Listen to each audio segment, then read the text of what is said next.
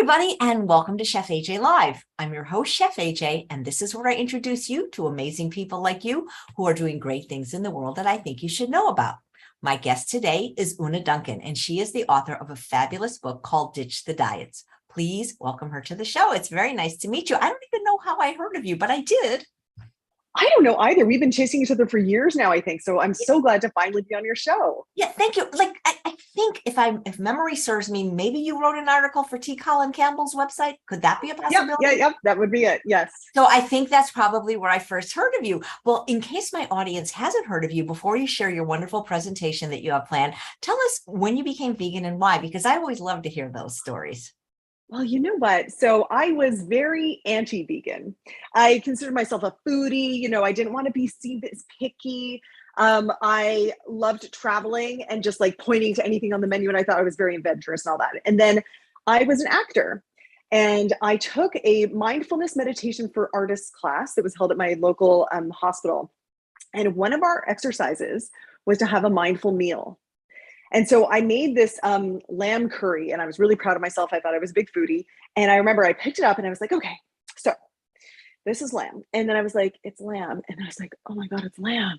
It's a lamb. And I just had this moment of like thinking of it, of the actual individual lamb's experience that was on my fork that once was an individual thing, an entity with a mother. And I had this full body response to that. And I went, whoa, don't think about that. You don't want to be a vegetarian. And I was like, okay, well, let's shake that off and just taste it. And I tasted it and it was over. And I tried to revisit the next day, never. And then, so I was a vegetarian for about 10 years. And then when I was researching my book and I was like, I'm going to want to make a case for plant-based eating here, but I don't know, I know I'm going to get a lot of pushback. So let's really get to the deep research. And I had a research assistant for the University of Toronto really come up with what is the most recent and well-researched literature on this right now.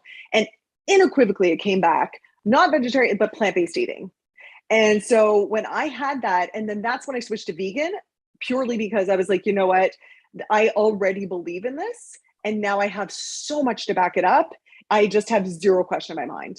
And that's how that happened. And how long ago was that?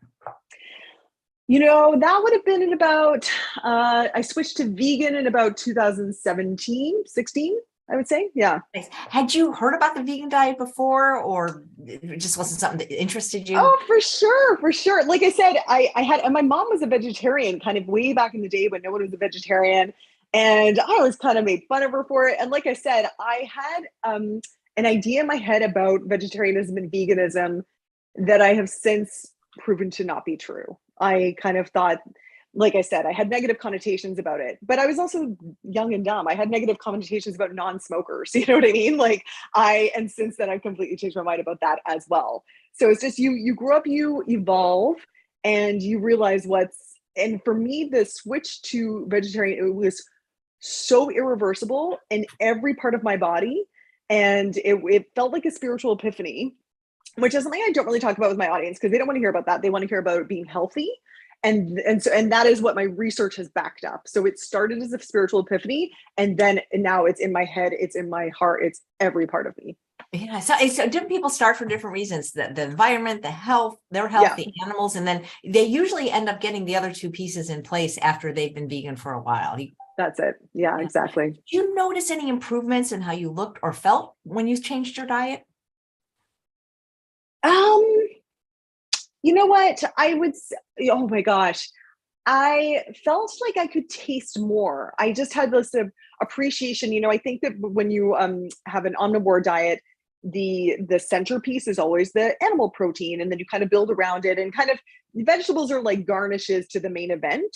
And when I switched my perspective to being like vegetable focused, well, the difference in my body was profound, but also the difference in my taste buds and how the nuances of flavor, rather than some big, like, salty, fatty bomb of animal protein, it was like, oh, now I can really taste these nuances. And it's funny because I had thought before that I was a big foodie eating all this animal stuff. And then before, when I switched, I was like, oh no, there was a world of culinary gastronomy that I hadn't even been aware of before. That's cool. Susanna's remarking how beautiful the scenery is behind you. Are you allowed to tell us where you live? Thank you. Yeah, I live on Salt Spring Island in British Columbia, Canada. And it's a little funny story. It's known as this big hippie island. And during the pandemic, I was living in Toronto, and obviously it was hard to travel internationally. So I thought, where is really weird in Canada that I could go? And I was like, oh, I heard about this hippie island. Let's go visit. And we visited and we just fell in love. That is fantastic. Tell us about your book. What compelled you to write it? When did it come out? Sure. So my book is called Healthy AF. In most markets in the US for the paperback re-release, they changed the name to Ditch the Diet. So it came out in 2019. It was an instant #1 bestseller for nonfiction. And it is right now, it actually just got named one of the top 100 fitness books of all time by Fitness Authority. And it's one of the top Audible downloads. So it's had amazing legs so far, which I'm really, really excited about. So what prompted me to do that is I have an online fitness program. And I have led probably, I'm not sure, thousands of people through this program of bodily transformation. And after a while, when you move that many people through, you start to realize who is successful and who is not. And then you start to realize what the common factors are in the success, people who have success. And I just, after working with that many people, I was like, I got something to say. I got something to say about weight loss, about the weight loss industry, about wellness, about how people approach behavior change and challenges and habits. And I just wanted to, it was like what I wanted to scream from a mountain after working with that many people. I agree. When you work with a lot of people, you do see some common denominators. I was listening to a podcast you did this morning, and I was chuckling because you did something that I did, and I didn't. You have the brain science reason behind why it worked. I didn't know that, but you had mentioned when you first started exercising, and to go on a treadmill, you would watch some juicy, delicious show in order to motivate you. And that's how I never exercised for the first 52 years of my life. But I've exercised consistently every day, spending an hour a day since, because I did the same thing. I started, that was my Netflix hour. Totally. And that was I was very resistant to exercise, and I had to bribe myself that I could watch Jerry Springer and Maury Povich, really trashy TV. I watched Grease too. I watched just like the stuff that I could never get anyone to watch with me, but I secretly really loved. But my rule was I had to be on the treadmill. I didn't even have to be going fast. I just had to be moving. And this started to build this positive association with exercise. And that's it. And then now I love it. I love it. Yeah. Did the same thing. I know it works brilliantly. It does. Yeah. So I know you prepared a presentation for us, which I love because I'm such a visual learner. Like if I have something to look at, I pay attention more. It's weird. Great. Well, I'm so excited to share this with you. Let me just share my screen. Do that. Oh, there. All right. So you should be able to see my screen. Is that working out? Not yet, but I know you can do it because you did it before. Thank you. There you go. How's that? Perfect. Great. Okay, so this presentation is how to get healthy AF, the essential habits to get lean and stay healthy once and for all. And so who here has had this moment? We step on the scale, you look down and you go, oh my gosh. Maybe even since the pandemic has ended, I think a lot of people have had this moment. And so what normally happens when people have this moment is they go, okay, right, that's it. I'm going to take some action. I'm going to do something about it. So, and by the way, I did some research. The stuff that people are doing about it this year are mostly things like intermittent fasting, keto, low carb, stuff like that. Okay. Let me know if anyone can relate to this. If you've ever done any of these diets here, we all had maybe a South Beach moment, a little bit of zone. So my question for you now is, how did it go? How did it go? Because for most people, it doesn't go very well. In fact, 25% of people abandon their New Year's resolutions after just 1 week. 70% of people have abandoned their New Year's resolutions by February. And here's the kicker. The average person will make the same New Year's resolution 10 separate times without success. So the statistics around adherence to healthy eating and exercise intentions are absolutely brutal. Okay, so let's talk about What about those who do manage to stick with it, right? They lose a little bit of weight. Then what happens?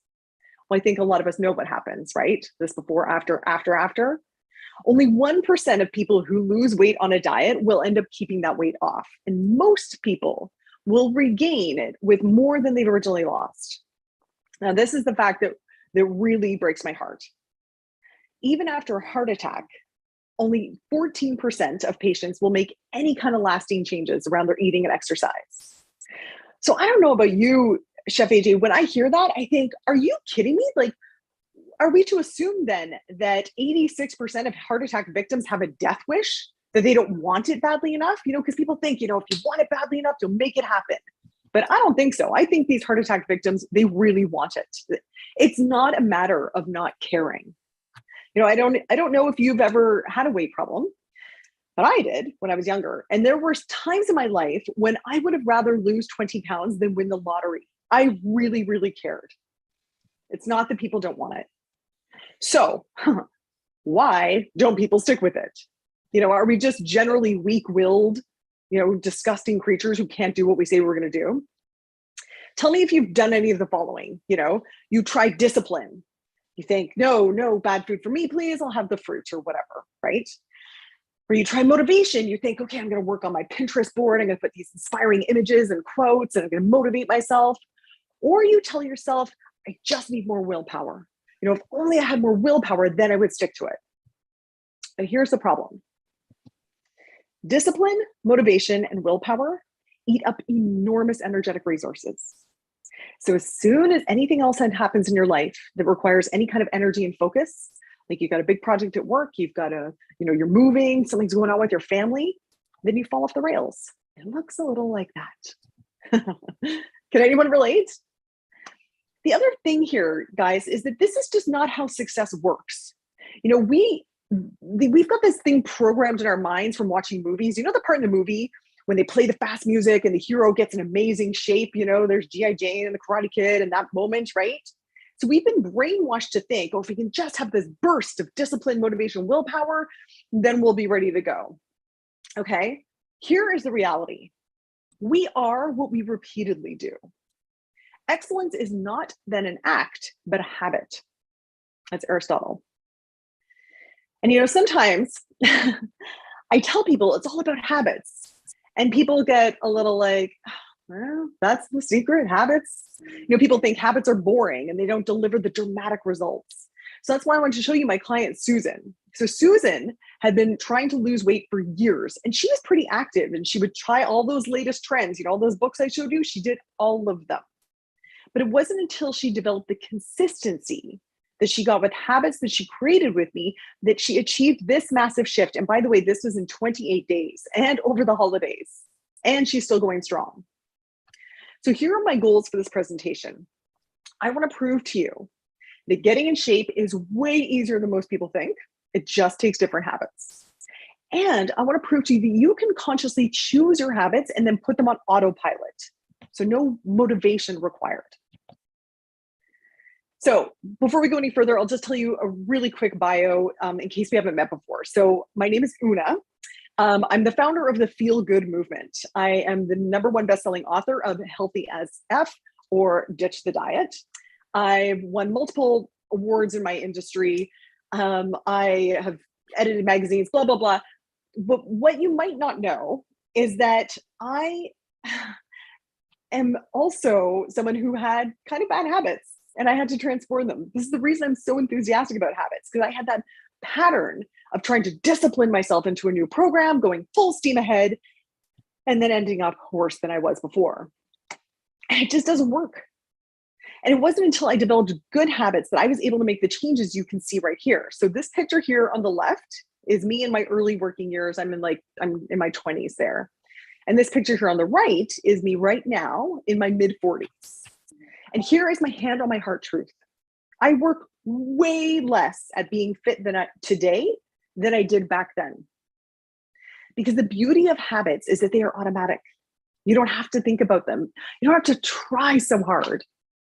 So can I get like a yes if you are interested in trying way less and automatically getting way fitter? Because that's what we're going to work on today. And by the way, I am not coming at you as some influencer who's like, look at me and my hot body and be like me. You are the hero of this story. I'm here to serve as your coach and get results for you. It's my client success that I'm most proud of. So this picture here is my client, Rebecca. She's holding 65 pounds of rice to symbolize the amount of weight that she had lost. And these are some shots taken, by the way, at the height of the COVID-19 pandemic. So you can see the dates on these right here. So you know how everyone else was going around saying, well, of course I gained weight during the pandemic. My clients didn't. And I'm not saying that to make anyone feel bad. I'm saying it to prove that there is another way other than the discipline, the motivation, the willpower that is exhausting and unsustainable. So let's get into it. What are these people doing? How do they create these habits? So they use the psychology of habit creation. So this is the habit loop right here. This is how our brains form habits. So first you have a trigger that leads to a behavior. Well, this is the habit, the routine behavior. And then you have a reward. Now, I want to be really clear about something. If something is a habit for you, you are always getting some kind of reward for doing it. It's the reward right here that triggers the relationship between the trigger and the behavior. So that's why it's a loop, okay? So let me give you some examples of how this plays out in daily life. First I'm going to tell you a little bit more about the trigger. So the trigger, this could be anything. This could be a person. Does anybody else have that person that kind of makes them want to do something, like somebody who makes you want to have an extra glass of wine or have a treat or something? Could be a time of day, that 3 p.m. cookie craving. It could be a place. Like for me, my mom's house is like comfort food time. And it could be an emotion. We all know about the emotions that trigger us to do certain behaviors. So now let's talk about the habit, the behavior. The habit could be super simple. Like as soon as you sit in your car, you put on your seatbelt. As soon as someone sneezes, you say, bless you, right? Or it could be really complex, like driving yourself home from work, like, waking up in the middle of the night and changing a diaper on your baby and going back. These are things you've done a million times, cooking your favorite meal that you've made a million times. These are habits and you don't even think about it. You go on autopilot, which is what we want for your healthy habits. Now, in order to make that automaticity happen, though, we must have a reward. So the reward could be physiological, like my beloved caffeine rush when I have my coffee in the morning, or it could be psychological. Like, for example, if you're in the habit of holding open the door for someone, then you are maybe getting a little psychological hit of being like, I'm a good person, right? Okay, so it could be physiological or psychological, your reward. So let me give you some examples. Example number 1, trigger. The kids are finally in bed. Behavior, you have some wine and some Netflix. And your reward is relaxation and connection with your partner. I just want to play. This is my favorite GIF I've ever found. So there we go. There's that moment when the kids are finally in bed. Now, example number 2, trigger. It's 6 a.m. Behavior, you attend your neighborhood boot camp class. The reward is endorphins and feelings of self-satisfaction. So as you can see with both of these behaviors, your habits can either move you towards your health goals or they can move you away from your health goals. Now, obviously, what we want to do on this presentation is I want to help you install new habits that are going to move you towards your health goals. But I don't want them to just be any habits. I want them to be keystone habits, okay? So now, here, let me tell you what a keystone habit is. In architecture, the keystone is the stone that's holding the whole structure together. In habit psychology, a keystone habit is a habit that sets off a ripple effect of other positive behaviors, okay? So my example of a keystone habit is exercising first thing in the morning. Now, I know that is not something that maybe everyone aspires to. I get it. So let me just tell you what exercising first thing in the morning does for me. When I exercise first thing in the morning, then I feel like I want a healthy breakfast. I don't want a croissant and a latte. I want something nourishing. And then I'm up and I've got energy. So maybe I'll prep a healthy lunch to take with me. And then in the evenings, I've already done my exercise. I've got some extra time and some, time to relax. I don't drink in the evenings because I know I got to get up early and I have a better sleep. So what happens is that my fitness is really positively influenced by that exercise in the morning. And it's not because I burn so many calories during that workout. It's because that workout sets off a ripple effect of behaviors that cumulatively, the effect is that I'm in great shape. Okay. So now you guys are going to start your own keystone habit.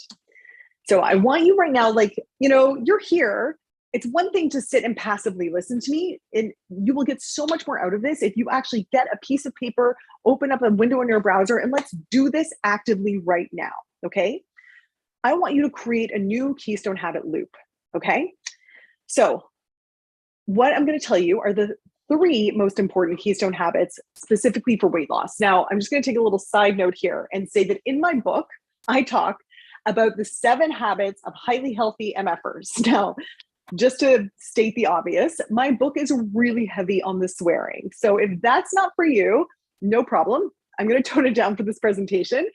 If you're open to swearing, you will love the book.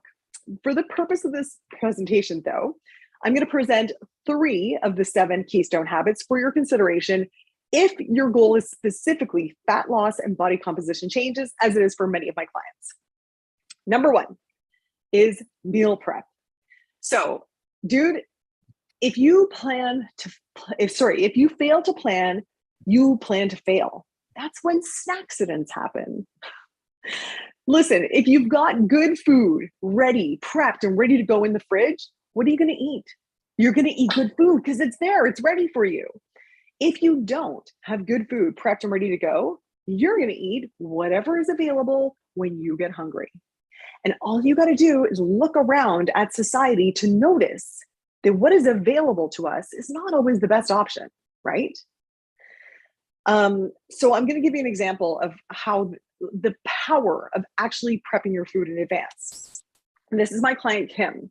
So Kim had gone to the doctor and she said, I don't get it. I am gaining weight and I'm eating very little. And this is true. Sometimes doctors will be like, yeah, you think you're eating very little, but you're not.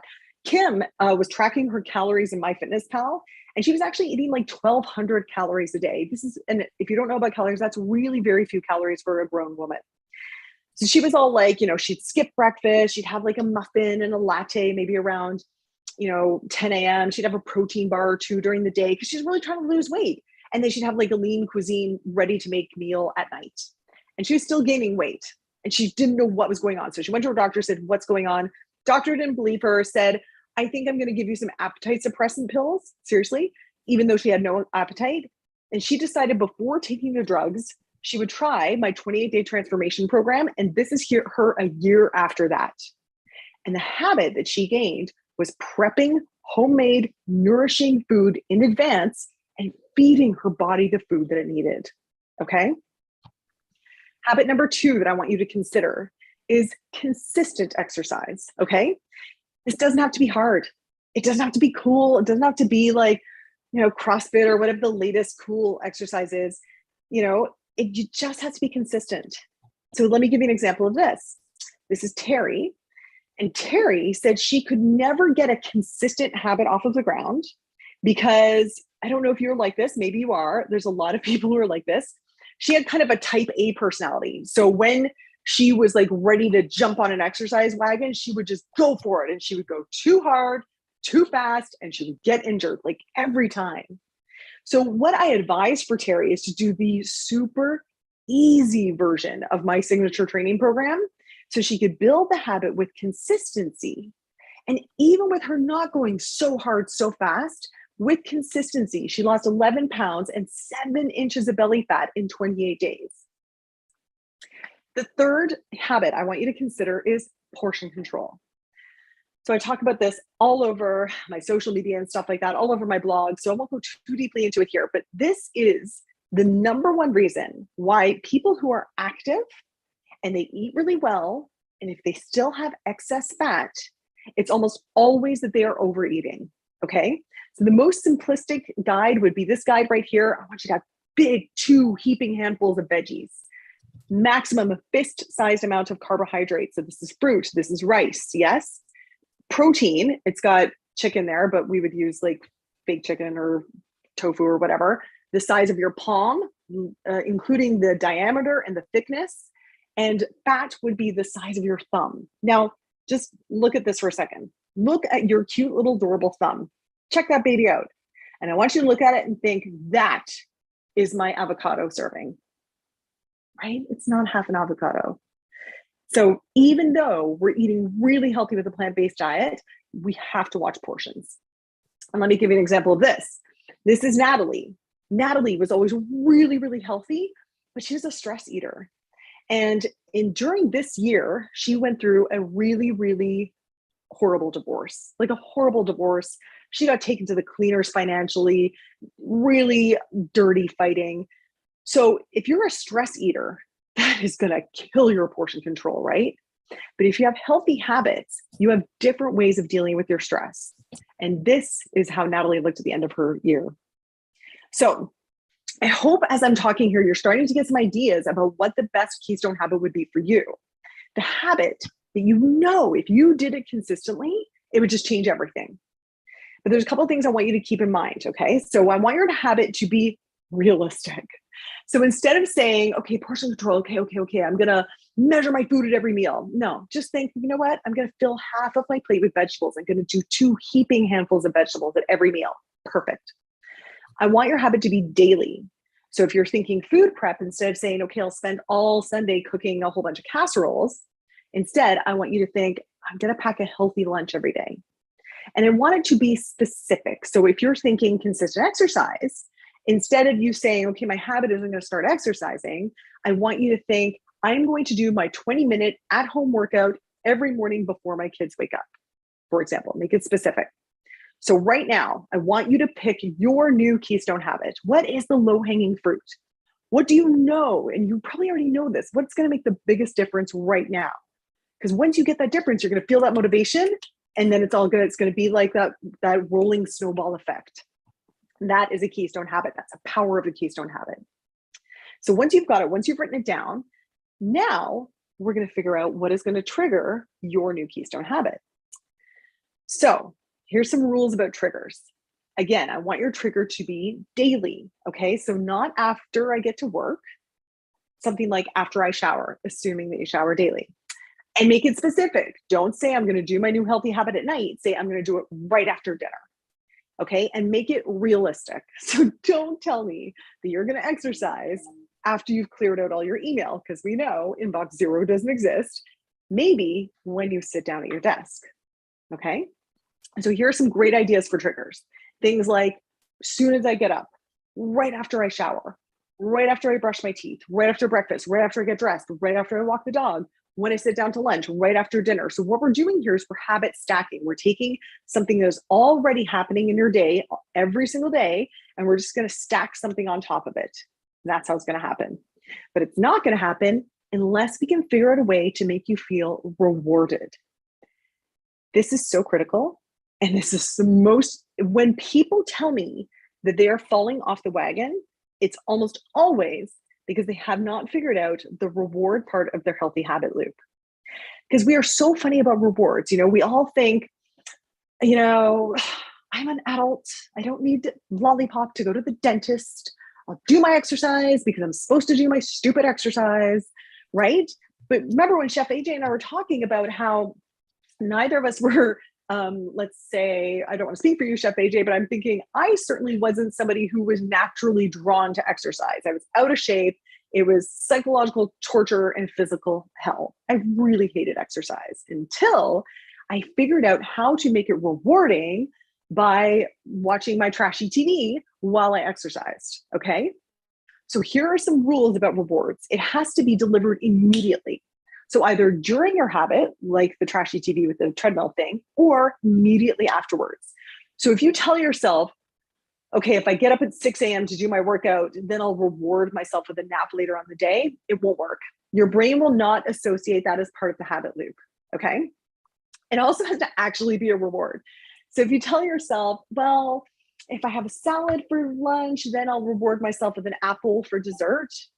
And for you, an apple does not count as dessert. Your brain will not recognize that as a reward.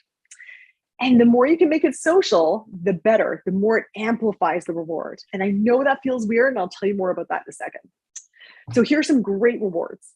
music, podcasts, TV. If you can get really into a podcast and you only listen to it when you're out for your daily walk, a home spa, if you start to, after your workout, you do an amazing facial or whatever. Even something as small as the psychological hit you get when you tick an item off of a to-do list, right? If you're using a habit app and it goes like ting, and you're like, yes, I did it. Okay. A nap, meditation, maybe a little treat. And so I know you're thinking, whoa, hey, I can't give myself a treat. I mean, a treat could be after my workout, then I have my smoothie. For me, my smoothie is such a treat. I think it's delicious. After I have my big glass of lemon water in the morning, then I have my coffee. I love my coffee. That's a treat. Do you see? Okay. And brag about it on social media. Again, I know that sounds cheesy, but I have my clients post their sweaty selfies and their beautiful, healthy vegan meals because I want them to get the hit of people hearting it and say, way to go. And even though we all think we're immune to that, we're not. That feels good to us to have that social affirmation. Okay.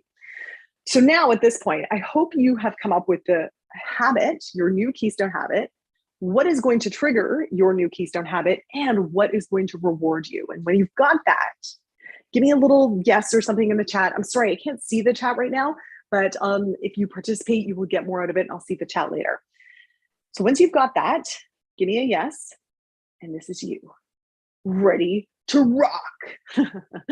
So you should right now have a new keystone habit that will set off a ripple effect in your life, which is amazing. And now this is so fun. What we're going to do is we are going to program this into your brain. Okay. Now, I don't know if any of you are computer programmers. I certainly am not. And I actually don't know that much about it, but I do know that it is based on simple conditional logic. If this happens, then do that. If this happens, then do that. And then if this happens, then do that. That's basically how programs work. And what we're going to do is we're going to program our habit into our brain using something that's called an implementation intention. If this, then that. So let me show you how it works. Let's say your habit is, I want to exercise consistently. Okay. Then the way you're going to say this in your brain, the implementation, the program is, if it's a weekday at 5:45 a.m., then I leave for my run. Do you see the magic in it? Do you see how there's no room for waffling? If this, then that. That's just it. Okay. If you wanted to stop overeating, right? Portion control. If I'm still hungry after one serving, then I will drink a glass of water and wait 20 minutes before having more. Do you see the power in this? Now I want you to write down your implementation intention. It should look like if, trigger, then behavior, period. Okay. So this is the program for your brain. But we also have to understand that we are not computers. We are more than programs. And we need to take a holistic approach and understand that, like any living organism, people are motivated to seek pleasure and avoid pain. Which might be why, if you have made several previous attempts at that implementation intention that you just wrote down, it might be because the change of staying the same was not bigger than the change of sorry, this is what I want to say. Change happens when the pain of staying the same is greater than the pain of change. So what we need to do is we need to get some emotion behind that implementation intention. So if you are genuinely interested in changing, you have to connect to the pain of staying the same way you are right now. What are the consequences if this doesn't get figured out? What will you be missing out on? And I know you're listening to me right now, but if you actually want to do this, I encourage you to not just listen passively, but feel this. It's the emotion that's going to make you change. For example, when I was super heavy, I would think, if things don't change, I'm going to have to buy another set of clothes. I am not going to have the energy that I need to accomplish all the things I want to accomplish in the world. My blood pressure is going to keep going up. My family's going to start worrying about me. I am going to be uncomfortable every time I sit down for the rest of my life because my pants dig into my belly. I'm always going to be a bit short of breath. I'm going to be embarrassed in a bathing suit for another season. And I'm going to feel like I'm on a slippery slope that's getting out of control. Those are the and when I would think those feelings and they were true, that is what made me want to change. And once you go there, now I want you to connect to the pleasure of changing. How will your life be different, be better if you improve this situation? What would be the ripple effect of this new habit that you've identified? You would feel confident. You would be able to walk into a room and feel like there's nothing I'm afraid of here. You would have the energy to play with your kids or your grandkids the way they want you to, right? You would go hiking. You would be there for important events. You might be better at your job. You might be better at your relationship. You might, infuse new passion in your relationship. It could have a ripple effect over every area of your life. And if you connect to that, that is what's going to make you move on this. What would life be like if you nailed this habit that you have identified as a keystone habit for you? I don't know if you've ever seen, there's an amazing TED Talk by Simon Sinek. It's not what we do, it's why we do it. And this vision is what's going to keep you going. So what I want you to do, you've got your implementation intention, your program. And now I want you to anchor that with your deepest sense of who you are. So you're going to say, if this, then that, because, and you're going to continue that sentence with either I believe, because I value, or because I am the type of person that. So let me give you an example.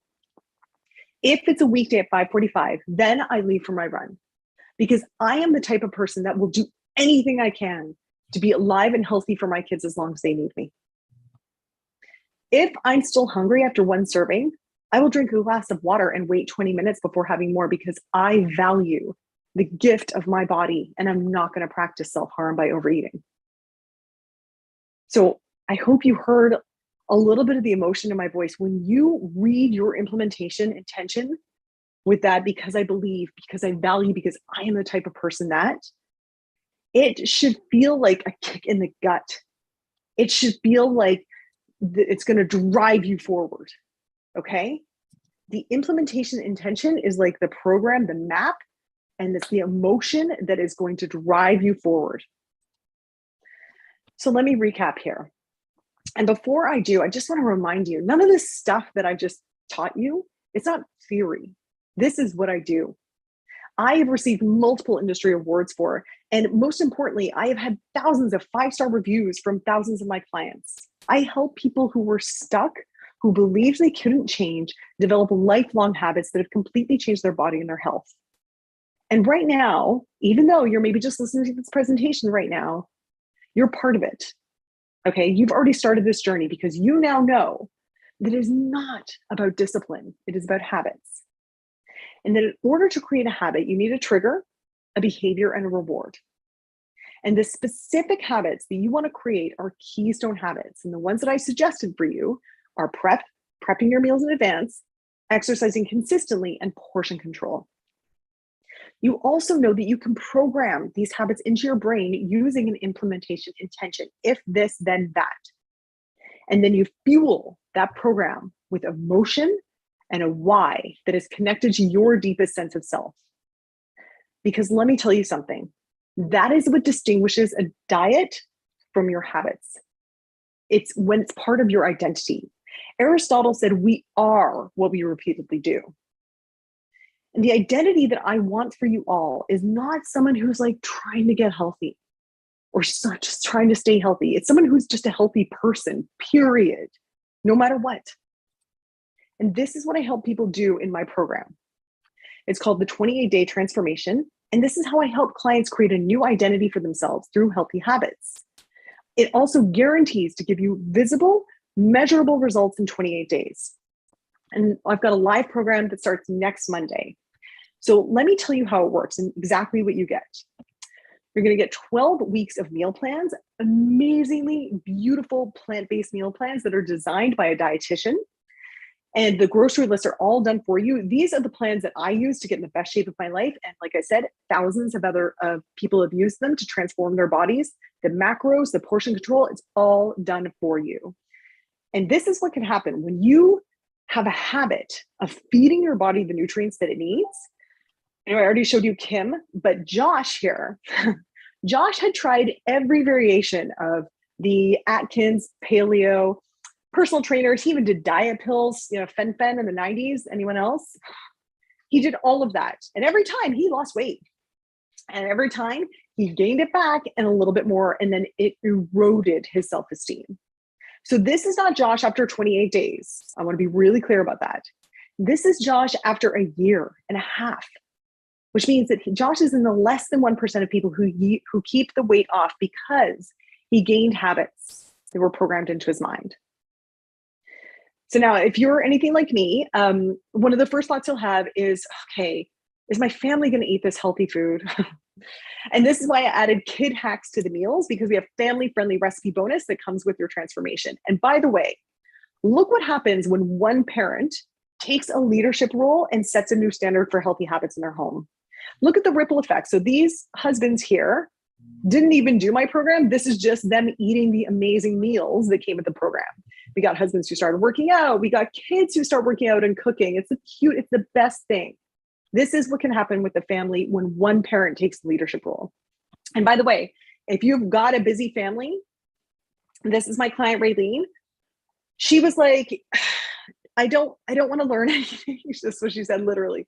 She said, I don't want to think. Don't tell me anything. Just tell me what to do and I'll do it. She just needed it simple. So this is why we literally have a daily checklist of this is what you do. So there's no like counting your macros or counting your calories. No, it's really just execute this, check, check, check, do this, and the results will happen, guaranteed. And so we're also going to give you a 4-week home training program. This is designed by me, a multi-award winning trainer. It's a progressive program. So we start super easy, nothing to be scared of. And I am going to progress you to a fitness level that you had no freaking idea you could do. I promise. The only piece of equipment you need is this band. And the only time I'm going to ask from you, you're going to press play on the video. You don't have to figure anything out. No apps, no PDFs. You just press play and you follow along. And it's 3 times a week, half an hour each. That's it. And you are going to get unbelievable, like, oh my gosh, look at my muscles kind of results. It's going to be fun. Okay.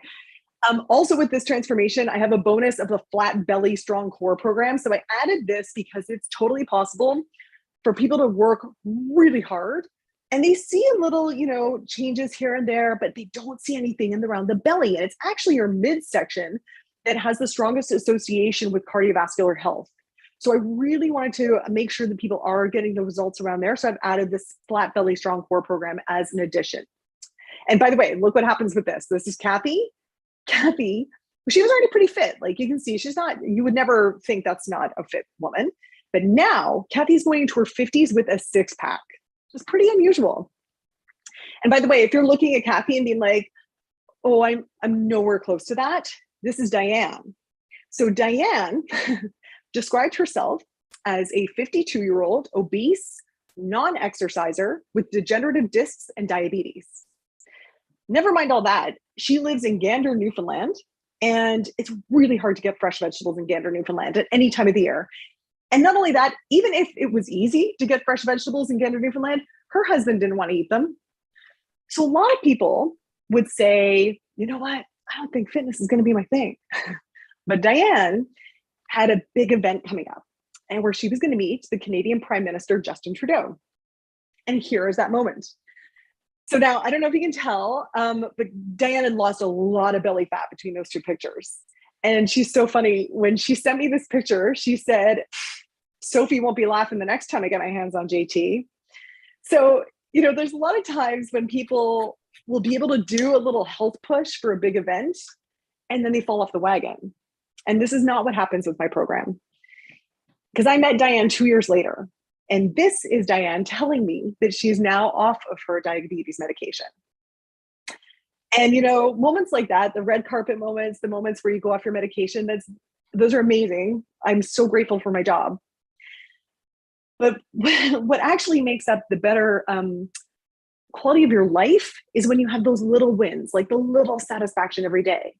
Like this person saying, I didn't beat Oonagh, but I'm an intermediate. And never in my life did I think my fitness would be anything other than couch potato. And I did a real on my toes plank for 25 freaking seconds. Might not be a big deal to some, but I couldn't do one at all 3 short weeks ago. Right? And when you have a life that's made up of these little triumphs, I'm telling you, dude, it changes everything. It changes how you think of yourself.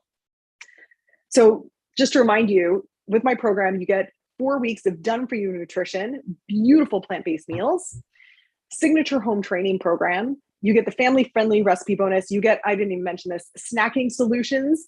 So if you tend to get a little snacky at night, I got your solutions for that. A dining out guide, so you're not stuck at home. You can go out. I've got a plan for you. If you get sore wrists or sore knees, I got you covered for that. And the Flat Belly Strong Core program. But listen, let me tell you what actually distinguishes my program from anything else that you've done. You are going to get an entire month of live support, nutrition coach, personal trainer, mindset coach, accountability. So what I'm saying, this is not like a PDF that you download and it just clutters up your inbox, right? This is not an app that you download and you can't figure it out. This is a live program where you get one-on-one interaction with me and my team throughout the entire process in our amazing community Facebook group. So if you need a personalized modification for a workout, you tag me and I will answer you and tell you how to do it for your body, right? If you are allergic to something or your husband doesn't like fish or whatever it is, you will tag my nutrition expert and she will get back to you and let you know how to modify it for you. So I want you to think about that. In all the other times that you have tried to lose weight or get healthy or whatever, have you ever had personalized support from top fitness and nutrition experts for a whole month? And that is why we have a 5-star rating and why 97% of our past participants have said, as a quote, this program has changed my life. So like I said, this program starts next Monday, which might prompt you to think, okay, this looks good, but I can't start with this right now. It's not the right time. And I'm not going to argue with you that now is the perfect time. I don't know your life, but here's what I know to be true. If you want different results, you have to do something different. And maybe taking imperfect action right now is a thing you need to do differently. So when I developed this transformation system, I had 2 choices. I could go as cheap as possible and just try and sell it to as many people as possible. And if they get results on their own, then that's great. And that's how most apps and PDFs and fitness subscriptions work, right? The problem is that I know that doesn't get most people results. Do you agree? I mean, I've been in this industry for over 2 decades now, and this is my observation. So I decided to go with the second option, which obviously requires a slightly higher investment on your side. But in exchange for that, my team and I can dedicate all of our time, energy, and resources to help guarantee your success. So think about what your health is worth. You know, what would it feel like to have tons of energy, to be so proud of how your body looks and the way it performs?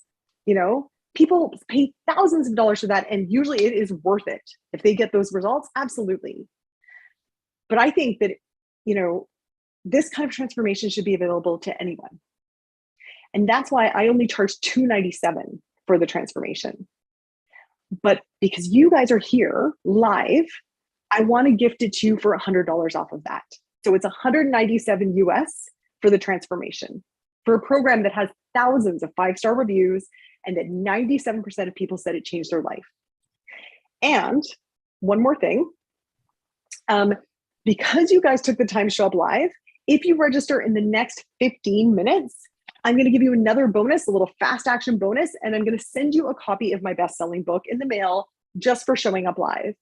So this is the same book, by the way. All these 3, they just have different covers depending on the country that you're in. Like I said, it was one of the top listens in Audible Plus. It's named one of the top 100 fitness books of all time by Book Authority. And it's not a substitute for the transformation. There's no recipes or workouts in it, but it's an essential companion because it comes from the mindset that you are going to need for the next month. So right now, you have 2 options. You could take everything that we've learned on this presentation. I hope you feel like I've given you massive value, and you can implement it alone. Or you could let me help you. And I want to make this so easy for me to help you and for you to feel so confident with this decision. I want to make this a no-brainer, no risk to you. So if you want to try my transformation system and you don't think it's going to be the game changer for you, I will happily refund your money within 7 days. Okay? So the real question is it worth spending a week of your life just trying my system to see if it might actually change your life like it did for 97% of the other people? And by the way, you can go right now and get that at fitfeelsgood.com/chefaj. And if you do that now in the next 15 minutes, you'll get my book as a bonus. Like Nadia did. Look at this. So as you can see, Maddie was tracking her weight and it was kind of going up and down, and she's doing okay. And then she kind of not do so okay. And then this is the moment when she decided, forget it, I need help. I don't want to do this on my own anymore. Here's another example, right? Tracking, going up and down, kind of in the same zone. And this is the day she decided, that's it. I am done with doing this on my own and I want someone to help me. And I also just want to tell you about a bonus that I've added. This is an accountability contest. So for some people, their greatest fear is not that the program doesn't work. They look at all the reviews, they're like, okay, the program works, but they're afraid that they're not going to do it. Oops. Wow. They're afraid that they're not going to do it. So here's what I've done. There is an accountability bonus contest. If you enter, and this is optional, you're going to be monitored by me and my team. We're going to collect your weekly results. And if you do the work and you submit your results by the end of the 28-day transformation, you know you are going to have the results. Okay. So now the other question I get is, what happens after the 28 days? So I've added another training to the end of your transformation where I teach you how to keep the momentum and the results that you've achieved for life. Because when you sign up with me for a 28-day transformation, I want to make sure that this is the end of any patterns you might have of starting a thing and then falling off when it's over. Because for me, it is not about just losing weight. It's about how it feels to be in a body that doesn't feel like you. Like, look at Rebecca's body language here, before and after, right? Look at Anne's face here in the middle. I mean, she hasn't even lost that much weight, but look how she feels about herself.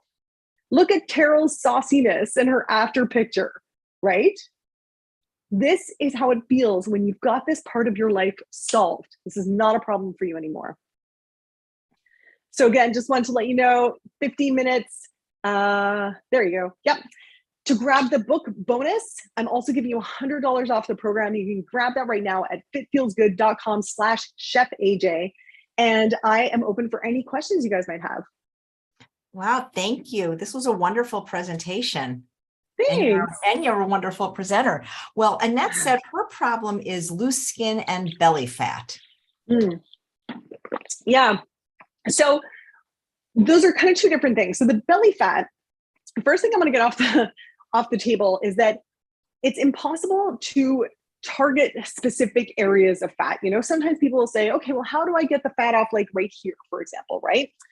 The truth is, you just need to get an overall fat loss, and you get that through a caloric deficit. And that is what we work on specifically with the nutrition in my program. Okay. You can certainly train the muscle, the tricep muscle, but the actual fat, you're not going to be able to target specifically. And the same thing with the belly fat. You can't say, oh, I just want to lose fat from my belly, but, you know, I want to keep it on my breasts or whatever, right? That's kind of a common request that I cannot accommodate. I'm sorry.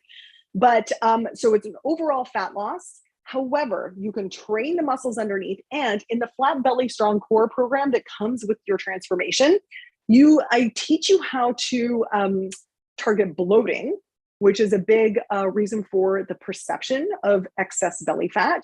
And I will also train you how to train the muscles underneath your belly that will specifically, you're called your transverse abdominis, that help bring it in like this. So there's your rectus abdominis, which helps with this motion. There's your obliques, which help with this or that. And then there's your transverse, which is often weak, especially in older women and especially in women who have had children, right? So I'm going to train you how to train that part of your body, and it's going to give the impression of a much slimmer waistline, plus reducing the bloat, plus the caloric deficit and the training that you're going to do with the rest of the program. Now, let me tell you about loose skin. So often I've got clients who have lost a lot of weight, and then the next thing they have is they're like, hey, great, I've lost all this weight, but I've got all this loose skin. Now, there's two things about that. If you've had a very quick weight loss, then you will have more loose skin. And a quick weight loss also is usually an unsustainable weight loss. What we're aiming for is about 1 pound or 2 on average a week. Now, when people first start my transformation program, they will often lose quite a lot of weight the first week because a lot of that is water weight, and then it sort of evens out towards the end of the program. Then we're aiming for an average of about 2 pounds a week. Now, if you did something like, I don't know, keto, I'm guessing a lot of this audience wouldn't be doing keto, and oh my gosh, I do not recommend it. But that's the kind of thing where you will lose tons of water weight and it will come back as soon as you start having carbs, but that's also going to give you more loose skin because the weight loss was really quick. There's also a genetic component to that as well. And then finally, if you are just addressing your weight loss through diet and you're not doing workouts, because you want to get rid of fat, but you want to replace that with muscle, because muscle is going to be burning so many calories when you're at rest. If you are in menopause, perimenopause, one of the most important things you can do for your body composition and your health, my goodness, moving forward, is to start to build lean muscle. And what we're going to do is we're going to get rid of the fat. We're going to replace it with lean muscle. And let me tell you, it's going to look so much better and you're going to have less of that loose skin. Great. Thank you. And somebody's asking, can a 70-year-old do this program? What age is this program for? Yeah. So I'm saying most of the people are in their 40s and 50s. And we do have clients in their 70s, and we do have a few in their 30s. So there is a broad range, with the strong median being around 40s and 50s. So absolutely, I've had people in their 70s do it. And I have a few people in their 70s right now. Oh my gosh, I have a gentleman in his 70s. I usually have women, but I have a gentleman in his 70s. And I have this incredible, oh my gosh, one of my favorite stories is a woman in her 70s, and she's having like her second life. She's moved to Paris, and her story, it's incredible. She was flying home to LA from Charles de Gaulle, and she posted a picture of herself, and she looks so like beautiful and sophisticated. And she said it was her first flight that she will ever be taking without having to ask for a seatbelt extender. And not only that, she's floating through Charles de Gaulle, and she said people were opening up doors for her and blah, blah, blah. And she felt beautiful. And she also doesn't have to have the seatbelt extender. So, I mean, absolutely, you can do this in your 70s. Absolutely. That is fantastic. And people are saying, hooray for not recommending keto. That's great. Thank you. Yeah. Nice. For maybe somebody that doesn't want to do your program or doesn't want to do it right now, they could still get your book and glean a lot of this wonderful information. Oh my gosh, absolutely. So the book, it's got, like I said, lots of swearing. So if you're sensitive to that, it's probably not going to be the book for you. Yeah, but if you're open to that, it is going to change your life. It really will. You can download it on Audible. You can go to any Amazon or any books where it's sold. It's Healthy AF as F, or Ditch the Diet in paperback in the US. And you are going to get, the first part is called Get Your Head Out of Here, and it's all about the mindset stuff. The second part is called Just Tell Me What the F to Do to Get Skinny Already. And that's where I really run you through the habits that are going to completely change you, the keystone habits. And the last part is called How Not to Be a Big Fat Quitty McQuitter Face. And that is how to just keep doing these habits and make them part of your identity and not fall off the wagon. It's a book that really, I have had people who have reported amazing changes in their lives after reading the book only. So that's totally a way to start. I have to tell you, I think I did mention this before we came on, is I didn't know what AF meant at first. And this was many years ago at a veg fest. And this guy was selling, stickers, vegan AF. And I thought it was vegan air fryer. And I'm like, that's awesome. Wow. So here's an interesting question from Jessie. What were your life experiences that pulled all of this together for you at the beginning? Oh my gosh. Well, as I think I mentioned this briefly, I was an actor for a while. And let me tell you, if you want to get really messed up about your body, be an actor or a dancer. So for example, I was touring in a theater company where we had no control over our food because it was provided by the cast. And we were also told that if we grow out of our costumes, then we would get fired, and we're in these like sequency costumes and stuff like that. And I just noticed like the rampant eating disorders in our cast. And so I actually had a really strong reaction against that and became a fat activist, where I was really advocating against anti-fat attitudes in our society and in our industry and blah, blah, blah. This is a funny roundabout way. And then I started, and I was a playwright, and then I started teaching fitness classes. But I was very emphatic, and my company is called Fit Feels Good, and I still very much believe that it really is about feeling good. We think, oh, I'll feel good when I've lost the 10, 20 pounds or whatever. But the thing is that if you don't start practicing feeling good right now, today, in this body right now, you're never going to feel good when you get there. And also, you're never going to get there. One of the things I say all the time is no one has ever hated themselves into a body that they love. It's just not possible. So I always have been coming at this in a very self-loving way and reinforcing the habit loop that we've got to make this feel rewarding. And so I started this fitness company with all of that sort of mentality. But then what I was hearing from my people is they're like, I want to lose weight, but I'm scared to tell Oonagh because she's just going to tell me to feel good. And I realized that I really wasn't listening to what my clients were wanting. And then I started to realize that there's nothing wrong with them wanting that. I started to train other personal trainers, and I met a lot of these personal trainers were people who would do like fitness, like bodybuilding competitions. Like when you stand like this in the sparkly bikini on stage. And before I would have just been like, oh, whatever about those people. But then when I started, they were my students, and I started to listen to the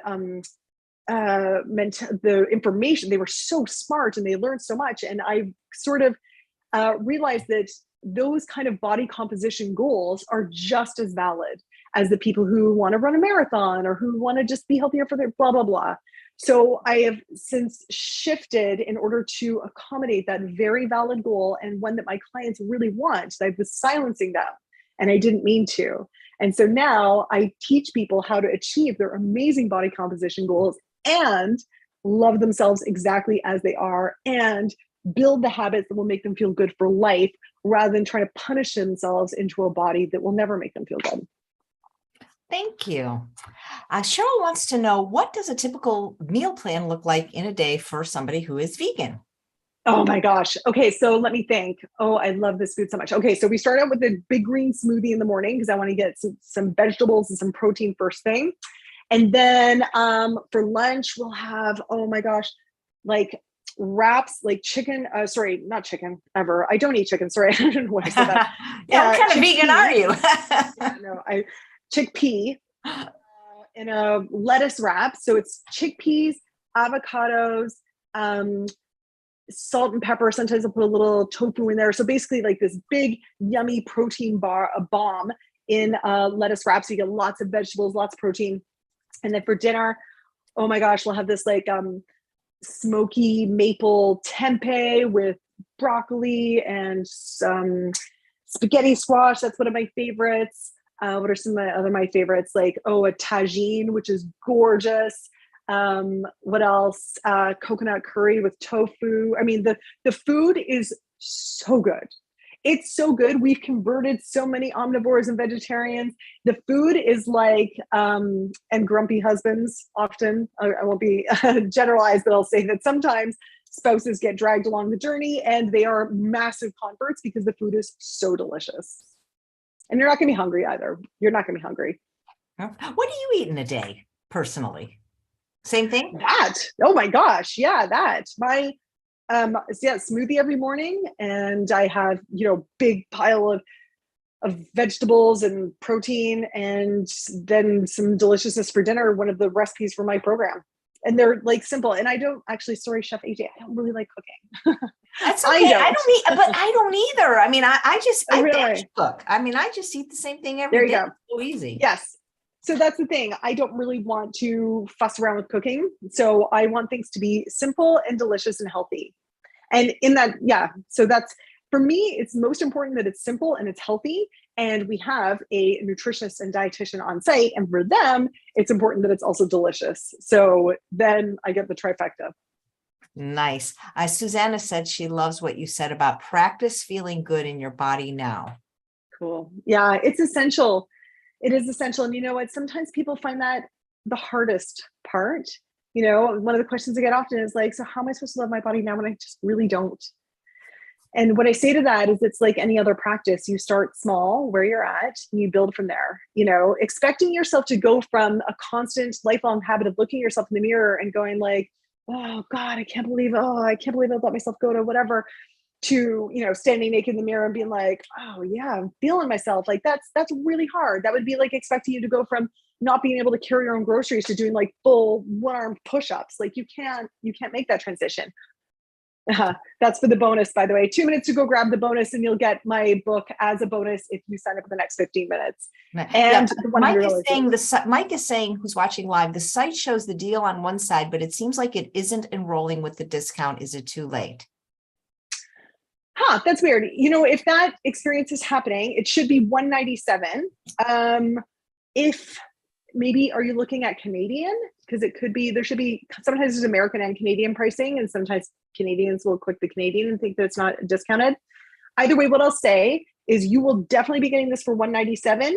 If there's a glitch in the sign up process, email support@fitfeelsgood.com or reply to your receipt and we will fix it. I'm saying that right now, guarantee. Thank you. Thank you so much. Yeah. And when you're talking about loving yourself right now, that kind of reminds me of the work of Louise Hay, which is totally. Yeah, I love it.